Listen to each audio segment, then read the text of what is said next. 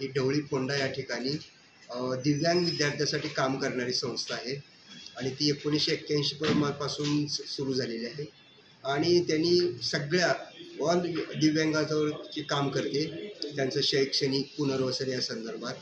आणि मग आमचा असाच त्याच्या स्पोर्टमध्ये असतात. आमच्या शाळेमधले बरेच मुलं इंटरनॅशनलला जाऊन आलेले आहेत.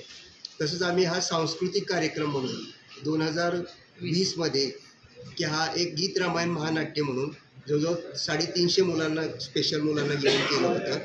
मग ते इतकं यशस्वी झालं की नाट्यगृहामध्ये बसायला जागा नव्हती. लोकांनी उभा राहून आणि खाली बसून तो प्रयोग बघितला आणि लोकांनी सांगितलं की हे प्रयोग व्हायला पाहिजेत इतर ठिकाणी पण त्याचवेळी कोरोना आला आणि त्याच्यामुळे ते राहून गेलं.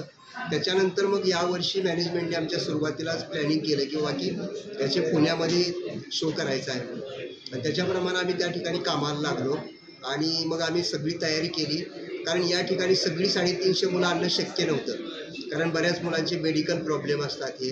त्याच्यामुळे आम्ही त्याच्यामध्ये जे मेडिकल इश्यू हे आहेत तर अशा मुलांना सोडून जवळजवळ 200 मुलं आणि पालक आणि शिक्षक म्हणून 100 असे 300 मुलांना घेऊन आम्ही या ठिकाणी पुण्यामध्ये याचं नाट्यप्रयोग गीत रामायण महानाट्य सादर करत आहोत.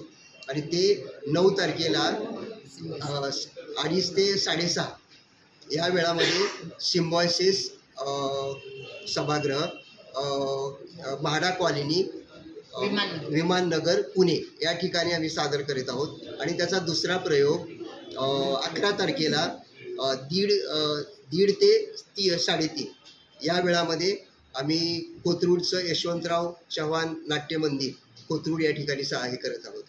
आणि याच्यासाठी सर्व पुणेकरांनी या संधीचा लाभ घ्यावा आणि आमच्या ज्या विशेष मुलांनी हे जे नाटक सादरीकरण केले त्यांचं कौतुक करावं आणि त्यांच्या पाठीवर शाबासकीची थाप देण्यासाठी यावं.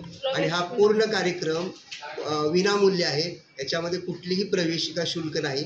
तरी सगळ्यांनी या संधीचा फायदा घ्यावा आणि आमच्या मुलांचं कौतुक करावं. डॉक्टर ठेवले आहेत, सगळं आमचं फर्स्ट एड सेवा किंवा सगळी जी प्रायमरी आहे. तसंच इथं हॉटेल आमचं जिथं असणार आहे तर त्या ठिकाणी आम्ही एक ॲम्ब्युलन्ससुद्धा ठेवण्याची व्यवस्था केलेली आहे तशी.